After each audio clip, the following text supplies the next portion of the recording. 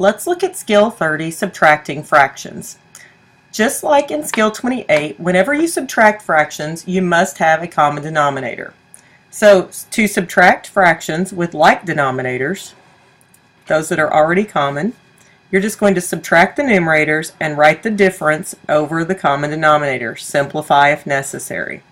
So to subtract 3/4 minus 1/4, step 1, we subtract the numerators, 3 minus 1, and we put it over the same denominator of 4, so we get 2/4, and then we simplify.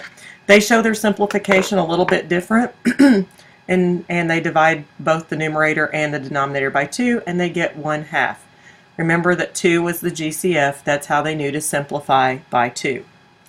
It becomes a little bit more difficult when we are subtracting with unlike denominators. So to subtract fractions with unlike denominators, we have to rename the fractions with a common denominator, then subtract and simplify if necessary. So just like we did with adding, you can use the ladder method. So we have 10 and 5. We'll list our primes. As we look up, we notice that they will not both divide by 2, they will not both divide by 3, but they will both divide by 5. So we'll take 5. 10 divided by 5 is 2, 5 divided by 5 is 1. And then multiply. 5 times 2 times 1 equals 10. So that's how they got the denominator of 10. If you already knew that without going through those steps, that's fine. Then to rename, 7/10 we do not need to rename because it's already written in tenths. But 2/5 needs to be renamed in tenths. So 5 times 2 is 10, so we also multiply the numerator. 2 times 2 is 4.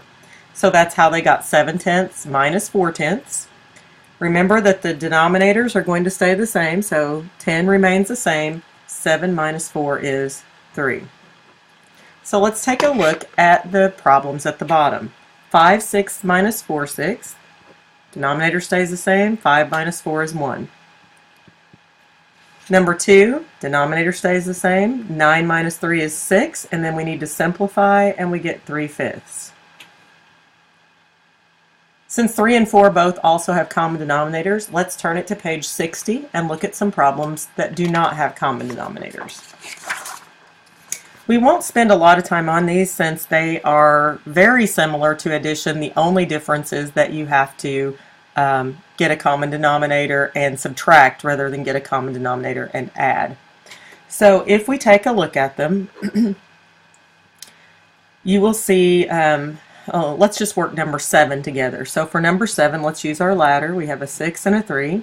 If you already know that the common denominator is 6, that's fine. There's no need to go through this.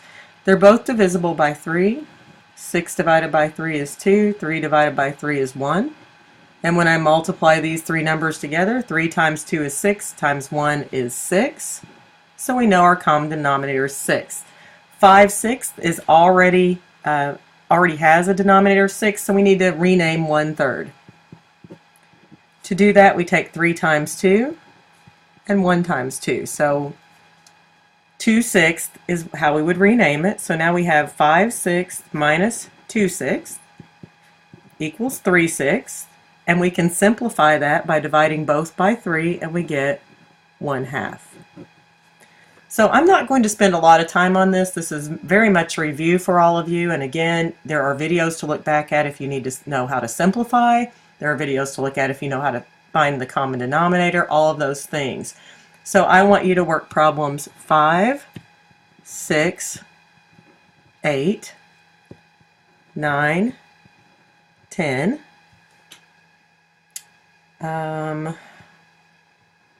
11, 13, 14, and let's add 12 in there. So that's 9 problems that you need to complete on page 60. Once you're finished, you may check your answers with me or your RTI teacher and then move to the last skill, 31.